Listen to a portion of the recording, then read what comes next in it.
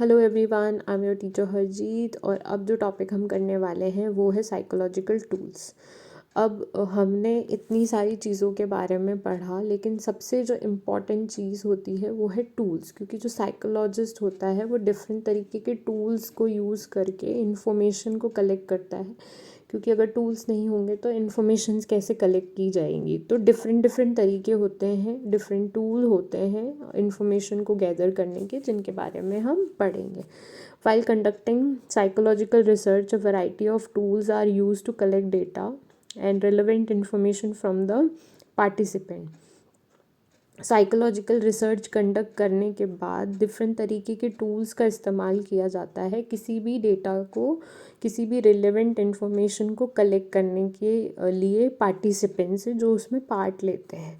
These tools are in the form of paper, instrument और computer software. ये दो तरीके से होते हैं टूल्स। या तो आपके पास कोई सॉफ्टवेयर होगा जिसमें क्वेश्चंस होंगे, या बहुत सारे इंस्ट्रक्शंस होंगे जिनको फिल करके पता चल जाता है, सॉफ्टवेयर में टैली करके पता चल जाता है किसी भी इंसान के बिहेवियर के बारे में, उसके रिटर्न क्लूज़, उनके साइकोलॉजिकल क्लूज़, वर्बल क्लूज़ के बारे में। या ये पेपर के रूप में होता है जिसमें किसी इंसान को पेपर दिया जाता है, वो उसको फिल करता है और उससे डाटा कलेक्ट होता है। The administration of this tool help the psychologist to obtain verbal, return, behaviour और साइकोलॉजिकल रिस्पॉन्सेज। इन टूल्स के थ्रू जो साइकोलॉजिस्ट होता है उनको किसी भी इंसान के वर्बल, रिटर्न, बिहेवियर और साइकोलॉजिकल रिस्पॉन्सेज के बारे में पता चल जाता है। जैसे मान लो कोई बच्चा है जिसको लिखने या पढ़ने में इशू है, लेकिन ये समझ में नहीं आ रहा है कि उसको सच में ये इशू है या नहीं है। तो एक साइकोलॉजिस्ट उसको क्या करेगा, उसको रिटर्न क्लूज़ लिखने के लिए बोलेगा। जैसे उसको शेप्स के बारे में समझ है या नहीं है, कितनी समझ है, तो साइकोलॉजिस्ट को डिफरेंट शेप पैटर्न्स के बारे में बताएगा, या उसको ड्रॉ करके उसको बोलेगा कि ये बना के दो। अगर वो उसको बना पाता है, इट्स मीन उस बच्चे की एज के हिसाब से जो शेप्स के बारे में नॉलेज है वो अच्छी है, और नहीं वो उन शेप्स को पहचान पा रहा है या कंडक्ट नहीं कर पा रहा है, तो टूल्स में जितनी भी शेप्स होंगी वो उनको गलत फिल करेगा। तो इस हिसाब से उनके बिहेवियर को स्टडी करके पैटर्न्स और टूल्स के थ्रू हम किसी भी कंक्लूजन्स पर पहुंच सकते हैं। In this section we will discuss some of the psychological tools which are frequently use in conducting research. किसी भी रिसर्च को कंडक्ट करने के लिए या किसी भी तरीके का डेटा कलेक्ट करने के लिए ये वाले टूल्स यूज़ करे जाते हैं। और not even psychology, different fields में भी ये चीज़ें यूज़ करके बहुत सारी इंफॉर्मेशंस को निकाला जाता है या डेटा कलेक्ट किया जाता है। पहला है साइकोलॉजिकल टेस्ट। ये जो टेस्ट होते हैं ये बहुत सारी फॉर्म्स में होते हैं। साइको एनालिटिकल टेस्ट होते हैं, DMIT होता है। DMIT के बारे में आप रिसर्च कर सकते हैं गूगल पर जाके कि किस तरीके का टेस्ट होता है जिसमें किसी इंसान की पूरी पर्सनालिटी बाहर आ जाती है। वर्बल क्लूज़ होते हैं जिनके थ्रू हम लोग वर्बली भी टेस्ट कंडक्ट करके, साइकोलॉजिकल टेस्ट कंडक्ट करके क्लूज़ निकाल सकते हैं। रिटर्न टेस्ट होते हैं, पर्सनालिटी एनालाइजिंग टेस्ट होते हैं, और बिहेवियर एनालाइजिंग टेस्ट होते हैं। ये कुछ टेस्ट होते हैं जिनके थ्रू हम डेटा को कलेक्ट कर सकते हैं। You must have heard about psychological test which measure intelligence, aptitude and interest. आपने सुना होगा जो मैंने अभी बोला, DMIT, जिसके थ्रू IQ EQ का पता चल जाता है। Development of the test is a major area of the activity in psychological research. किसी भी साइकोलॉजिकल रिसर्च में जो टेस्ट होते हैं उनके थ्रू उन एक्टिविटीज़ के थ्रू बहुत सारा डेटा कलेक्ट किया जा सकता है। The test are designed and developed to access various psychological attributes. इस टेस्ट के अंदर एक चीज़ नहीं होती है, बहुत सारे एट्रीब्यूट्स होते हैं, और इन एट्रीब्यूट्स के थ्रू किसी भी इंसान की पूरी पर्सनालिटी को डिटेक्ट किया जा सकता है। They are developed on the base of the theoretical framework. जितनी भी थ्योरी अभी तक डेवलप हुई है साइकोलॉजी के अंदर, जितने भी साइकोलॉजिस्ट हुए हैं साइकोलॉजी के अंदर जिन्होंने अपने रिसर्च पब्लिश किए हैं, उनके रिसर्च को लेकर, उस फ्रेमवर्क को लेकर, उस फ्रेमवर्क के हिसाब से पूरा टेस्ट तैयार किया जाता है। ये टेस्ट ऐसे वैसे नहीं होते हैं, ये पूरे वैलिड टेस्ट होते हैं। For example a test of intelligence is develop following a theory of intelligent. तो जो टेस्ट ऑफ इंटेलिजेंट होगा वो बेस्ड होगा थ्योरी ऑफ इंटेलिजेंस के ऊपर। These tests are administrated to the individual alone or in the group। और ये test कोई इंडिविजुअल भी परफॉर्म कर सकता है या ग्रुप में भी ये परफॉर्म किए जाते हैं। डिपेंड करता है उस टूल को आप किस तरीके से यूज़ कर रहे हैं। The obtained source of the individual on the test reveals his or her position in relation to the other who also respond to the same test। तो यहाँ पर पता चल जाता है जब ग्रुप में ये परफॉर्म किया जाता है तो लेवल पता चल जाता है किसी भी इंसान का कि ये लेवल का, इस इंसान का माइंडसेट किस तरीके का है और ये चीज़ों पर किस तरीके से रिएक्ट करता है, रिस्पॉन्ड करता है, प्रॉब्लम सॉल्विंग है या नहीं है इसके अंदर, टीम मैनेजमेंट है या नहीं है। जैसे बेसिकली बहुत सारे टेस्ट कंडक्ट किए जाते हैं इंटरव्यू के टाइम। डिफरेंट इंटरव्यू स्टेप्स जो होते हैं वो आजकल प्रोवाइड होते हैं और उन स्टेप्स को क्लीन करके ही इंसान आगे की तरफ बढ़ता जाता है। तो इस इंटरव्यू टेस्ट में जो उनका टीम वर्क होता है, उनका डिसीजन मेकिंग होता है, प्रॉब्लम सॉल्विंग होता है, वो सब इसके थ्रू पता लगाया जाता है। Thus psychological test provide an objective assessment of different qualities and limitations of the individual. ये बहुत कमाल का पॉइंट है यहाँ पे कि जो साइकोलॉजिकल टेस्ट होते हैं उससे ऑब्जेक्टिव असेसमेंट होते हैं, किसी की भी पर्सनालिटी का पूरा पता लग जाता है और उस पर्सनालिटी के थ्रू ये भी पता चलता है कि इस इंसान की क्या लिमिटेशंस है, क्या ये डिसीजन ले सकता है सही से। तो अगर वो डिसीजन नहीं ले सकता तो वो उस इंडिविजुअल की लिमिटेशन है कि इसमें डिसीजन मेकिंग पावर है ही नहीं। अगर कोई इंसान है वो प्रॉब्लम सॉल्विंग में बहुत कमज़ोर है तो वहाँ पे टेस्ट के थ्रू पता चल जाता है कि अगर हम इसको अपने कंपनी में ले रहे हैं लेकिन इसको प्रॉब्लम सॉल्विंग तो आती ही नहीं है, किसी को टीम बिल्डिंग करने नहीं आती है, तो अगर किसी ऑफिस में ऐसे इंसान की रिक्वायरमेंट है जो लीड करे दूसरों को, तो इस टेस्ट के थ्रू किसी भी कंपनी में पता चल जाता है जिस भी एम्प्लॉय को वो लेने वाले हैं कंपनी के अंदर, उनके अंदर की जो स्किल्स हैं वो है ही नहीं। A standardized psychological test has properties of reliability and validity। मतलब जो ये टेस्ट होते हैं वो रिलायबल होते हैं और उनमें वैलिडिटी होती है कि ये कब तक वैलिड होते हैं। डिफरेंट तरीके के टेस्ट होते हैं, कोई एक टेस्ट नहीं होता है और उसकी वैलिडिटी कितने टाइम तक है या कितना रिलायबल होगा। कुछ टेस्ट होते हैं जो बेस्ड होते हैं बिहेवियर के ऊपर, बट इंसान का बिहेवियर हमेशा सेम नहीं रहता है।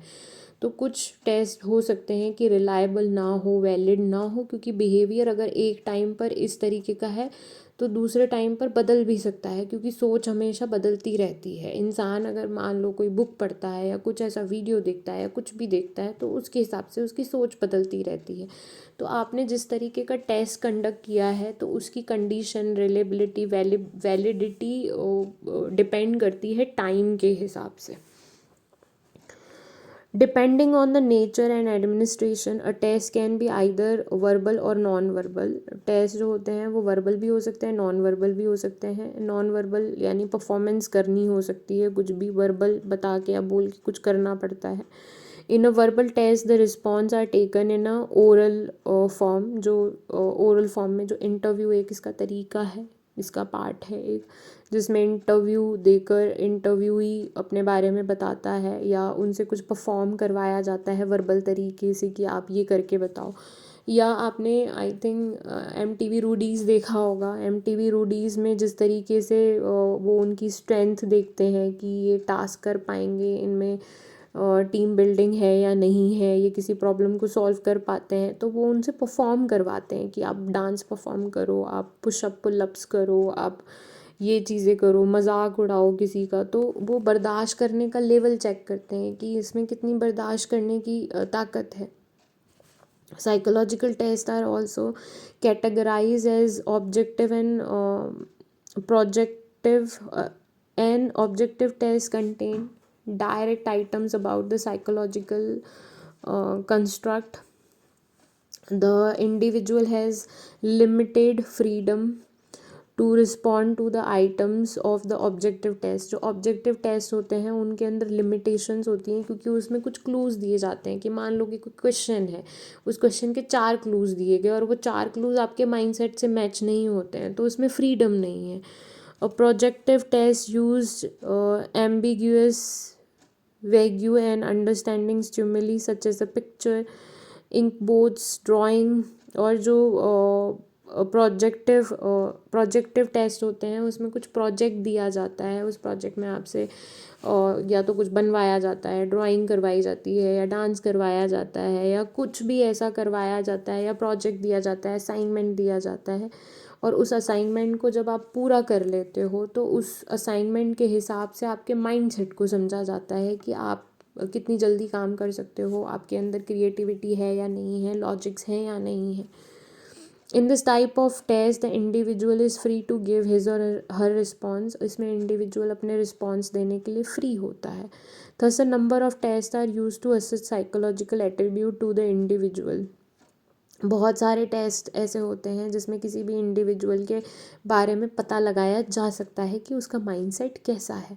The score on the test reveal the extent to which the individual processes these attributes.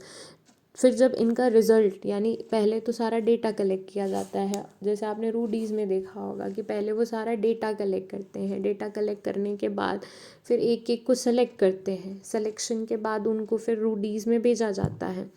तो ये एक सिलेक्शन प्रोसेस हो गया। और फिर जब डेटा कलेक्ट हो गया, टेस्ट के रिज़ल्ट आते हैं, तो उसमें पता चलता है कि क्या एट्रीब्यूट है इस इंसान के अंदर।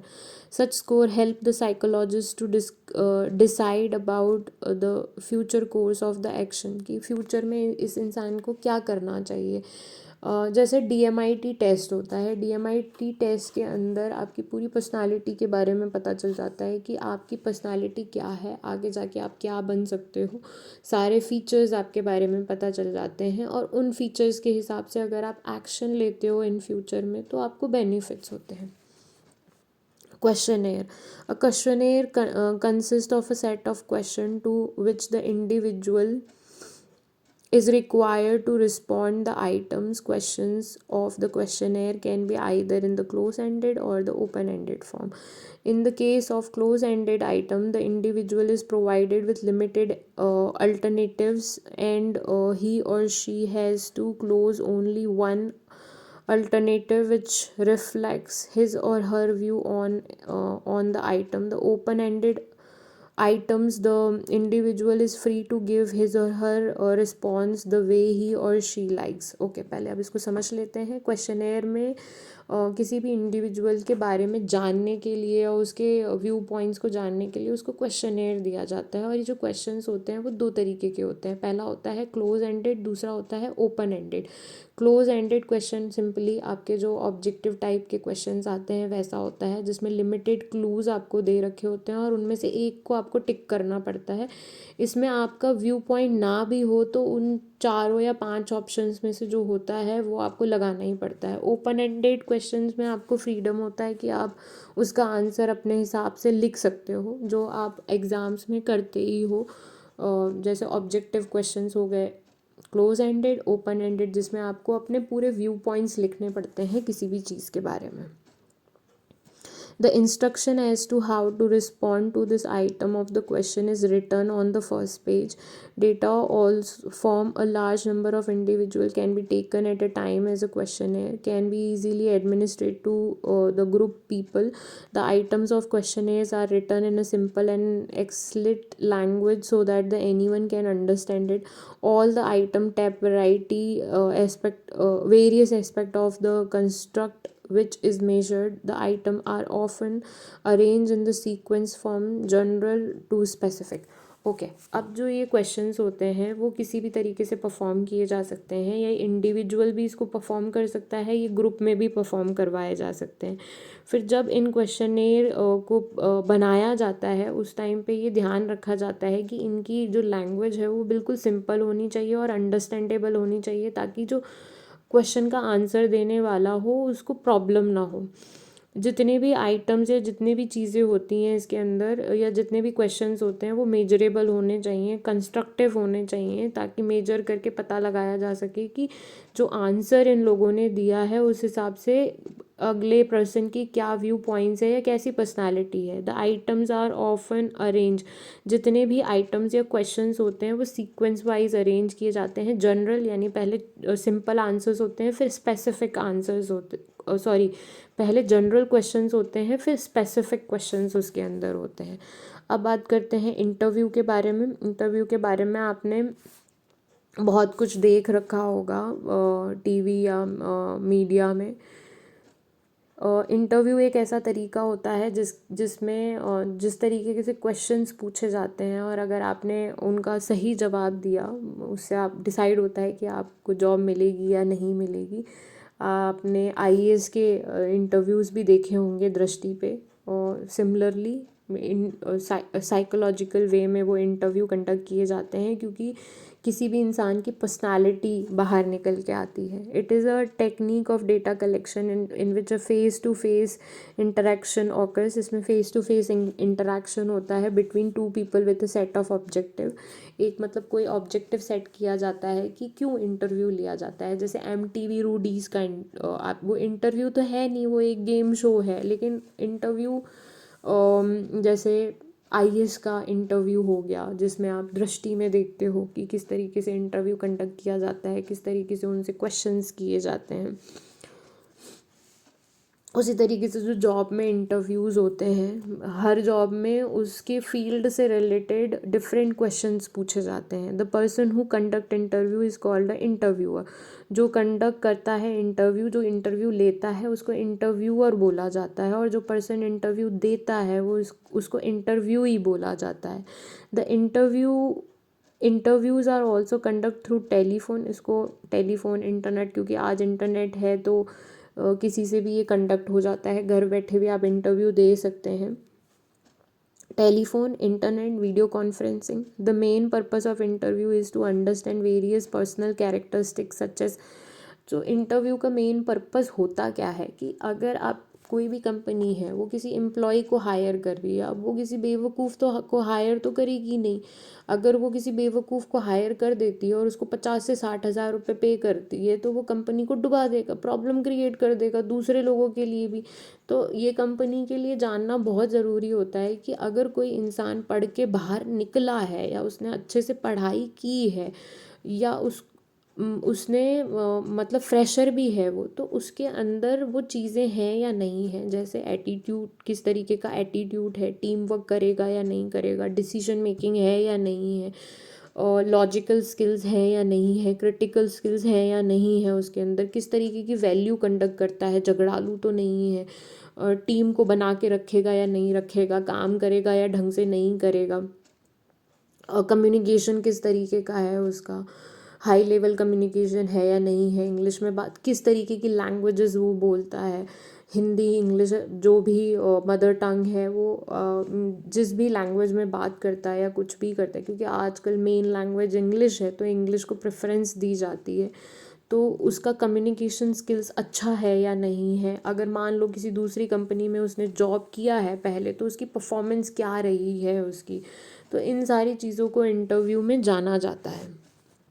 To type of interview are often use to obtain information. जो इंटरव्यू हैं वो दो तरीके के होते हैं जिससे इंफॉर्मेशन गैदर करी जाती है। द स्ट्रक्चर्ड इंटरव्यू और अनस्ट्रक्चर्ड इंटरव्यू, जिसमें स्ट्रक्चर्ड होता है और एक होता है अनस्ट्रक्चर्ड, कोई भी मतलब सीक्वेंस वाइज नहीं होता। वो हम आगे पढ़ते हैं क्या है। In the case of structured interview the questions are already framed. इसमें क्वेश्चंस पहले से ही फ्रेम्ड होते हैं with the possible response opinion, जिसमें रिस्पॉन्स ओपिनियन उनको मिलते हैं कि अच्छा इसका ये आंसर हो सकता है, या कोई यूनिक आंसर देता है तो इंटरव्यूअर उसको फटाफट सेलेक्ट कर लेता है। The interviewee is required to respond of the set of frame questions, और interviewee को इनके ऊपर respond करना होता है, options choose करने होते हैं. For example, the attribute of friendliness can be measured by the given by the option highly. मतलब एक क्वेश्चन फ्रेम तैयार किया जाता है जिसमें पूछा जाता है कि आप फ्रेंडली हो या नहीं हो, तो उसमें ऑप्शंस दिए जाते हैं. हाईली फ्रेंडली, ऑफन फ्रेंडली और लीस्ट फ्रेंडली. मतलब मैं बहुत ज़्यादा हाईली फ्रेंडली हूँ, कभी कभी फ्रेंडली हो जाता हूँ, मैं फ्रेंडली नहीं हूँ. Unstructured interview is a little flexible. ये थोड़े से फ्लेक्सिबल होते हैं. It composes of a variety of open ended question. इसमें जो क्वेश्चंस होते हैं ओपन एंडेड होते हैं. हमने पढ़ा था ओपन एंडेड के बारे में कि डायरेक्ट होते हैं. इसमें आप अपने हिसाब से आंसर्स दे सकते हो. जैसे मान लो आपके बारे में पूछा गया आपसे कि आपके व्यू पॉइंट क्या है हमारी कंपनी के बारे में, तो ये ओपन एंडेड क्वेश्चन हो गया कि आप क्या सोचते हो उस कंपनी के बारे में. तो इसीलिए कहा जाता है कि जब भी आप इंटरव्यू देने जाते हैं या कुछ भी ऐसा करने जाते हैं तो उस कंपनी के बारे में A to Z पूरी जानकारी निकाल के जाइए. During the course of interview, the interviewee also frame and reframe the question. Interviewer frame and reframe the question and facilitate the entire process of interview. Conducting interview to required suitable candidates for a particular job is a good example of unstructured interview. जैसे कि आपने interview में देखा है कि particular job या किसी भी चीज़ के लिए जो इंटरव्यू होते हैं वो लिए जाते हैं लोगों से, और इंटरव्यूज़ के थ्रू पता लग जाता है कि जो कैंडिडेट है या क्वेश्चंस जिस तरीके से फ्रेम करके वो उसका क्वेश्चंस को समझ के वो जिस तरीके से उसका आंसर देता है, इंटरव्यूअर समझ जाता है कि सामने वाले इंसान के अंदर क्या क्या क्वालिटीज़ हैं.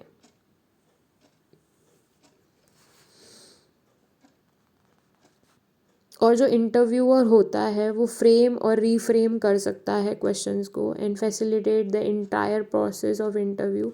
वो फैसिलिटेट करता है पूरे प्रोसेस को इंटरव्यू के. In order to conduct an interview, the interviewer should possess certain skills. Interviewer के अंदर भी कुछ स्किल्स होनी चाहिए which help her or him illicit maximum responses from the interviewee, ताकि वो इंटरव्यूई से जितनी भी उसके अंदर क्वालिटीज़ हैं वो निकलवा सके. अ skilled interviewer easily establish rapport. अब रैपो क्या होता है? रैपो इज़ वेरी इंपॉर्टेंट कि सामने वाले इंसान को आप कैसा फील करवाते हो अपने साथ, वो रैपो के अंदर आता है. तो इंटरव्यूअर का काम होता है कि वो इंटरव्यूई के साथ एक तरीके का रैपो इस्टेब्लिश करे, जिससे उसके अंदर अगर कोई एंजाइटी है, जैसे नए नए लोग जस्ट पास होके या कोर्स करके इंटरव्यू देने जाते हैं तो उनको पता नहीं होता है कि इंटरव्यू में करना क्या है, क्या स्किल्स डेवलप करना ज़रूरी होता है अपने अंदर. बेसिकली मेन जो स्किल्स होती हैं वो होती हैं कम्युनिकेशन स्किल्स फर्स्ट, दूसरी होती है आपकी डिसीजन मेकिंग स्किल्स, तीसरी होती है आपकी प्रॉब्लम सॉल्विंग स्किल्स. तो जितनी भी लॉजिकल स्किल्स होती हैं वो एक इंटरव्यूई के अंदर होनी चाहिए. ये आपको कोई भी स्कूल नहीं बताता है कि क्या स्किल्स हमें सीखनी चाहिए. ये आपके अंदर होना चाहिए एज ए स्टूडेंट, जहाँ पे आप इन स्किल्स को डेवलप करें अपने अंदर. तो आगे जाके जो भी इंटरव्यू होता है वो आप क्रैक कर सकते हो. तो जब भी आप इंटरव्यू देने जाओगे तो किसी भी तरीके की एंजाइटी या नर्वसनेस नहीं आती है. फिर भी ये इंटरव्यूअर का काम होता है कि अगर जो इंटरव्यूई है वो उसमें अगर थोड़ी सी एंजाइटी है, नर्वसनेस है या कॉन्फिडेंस नहीं है, तो वो उसके साथ थोड़ा रेपो बिल्डिंग करे, उसको कंफर्टेबल करे. During the course of interview he has command over his language. और उसकी जो इंटरव्यू लेने वाला होता है उसको अपनी लैंग्वेज के ऊपर पूरा कमांड होना चाहिए. अगर उसको डिफ़िकल्टी भी लगती है किसी भी चीज़ को समझने में या किसी भी चीज़ को करने में, फिर भी उसको अपने ऊपर कंट्रोल होना चाहिए. Which help him to put even difficult question in simple, कि किस तरीके से डिफ़िकल्ट क्वेश्चंस को भी वो सिंपल करके पूछे. Lucid way in the order to probe at the deeper level, ताकि वो किसी भी इंसान को डीपर लेवल पर समझ सके। He has control over his feeling and emotions, interviewer को अपने इमोशंस और फीलिंग्स के ऊपर कंट्रोल होना चाहिए। Which does not give any cue to the interviewee during the interview. तो क्योंकि अगर वो अपने इमोशंस के ऊपर कंट्रोल नहीं कर पाएगा तो समवॉट वो इंटरव्यू उस तरीके से नहीं जाएगा। तो इसीलिए आपने देखा होगा कि जब भी जो इंटरव्यू लेने वाले होते हैं वो थोड़े से रूड दिखते हैं। वो रूड नहीं होते हैं, बट ये एक प्रोसेस होता है, पूरा तरीका होता है कि जो इंटरव्यू लेने वाला होता है उसका जो बिहेवियर पैटर्न होता है वो उस बिहेवियर पैटर्न के अनुसार ही काम करते हैं, जिसको देख के जो इंटरव्यूई होता है बेसिकली डर जाता है। इसमें डरने की कोई बात नहीं है। अगर आपके अंदर स्किल सेट है, आपने अपने स्किल सेट को सही किया है या उसके ऊपर काम किया है, तो इंटरव्यू ऑब्वियसली अच्छे जाते हैं। In the field of psychology, interview is used for requirement and selection, counselling, marketing and advertising, attitude survey etcetera. तो जो in the field of psychology जो इंटरव्यू हैं वो अलग अलग तरीके से रिक्वायर्ड होते हैं, और सिलेक्शन, जैसे सिलेक्शन हो गया, काउंसलिंग हो गई, मार्केटिंग हो गई, एडवर्टाइजिंग हो गई, एटीट्यूड सर्वे हो गया, इनमें कंडक्ट किए जाते हैं। In this chapter you have learned about the various approaches. इस चैप्टर में आपने बहुत अलग अलग अप्रोचेस के बारे में पढ़ा, that help understand the nature and cause of human behaviour, जिससे हम ह्यूमन बिहेवियर के कॉज यानी रीजंस को समझ सकते हैं, उनके नेचर को समझ सकते हैं। And about the different methods that help us to gain more knowledge about mental processes. और हमने डिफरेंट मेथड्स के बारे में पढ़ा जिसमें आप नॉलेज गेन कर सकते हैं डिफरेंट मेंटल प्रोसेसेस की, जिसमें आपने नॉलेज एक्चुअली गेन की है डिफरेंट मेंटल प्रोसेसेस के बारे में। आपका चैप्टर यहीं एंड होता है। Thank you so much, take care and bye. If you have any query you can write it down. अगर आपको कुछ भी डिफ़िकल्टी है तो आप मुझे सीधा लिख सकते हैं, मुझसे बात कर सकते हैं। Thank you so much, bye, take care and keep smiling.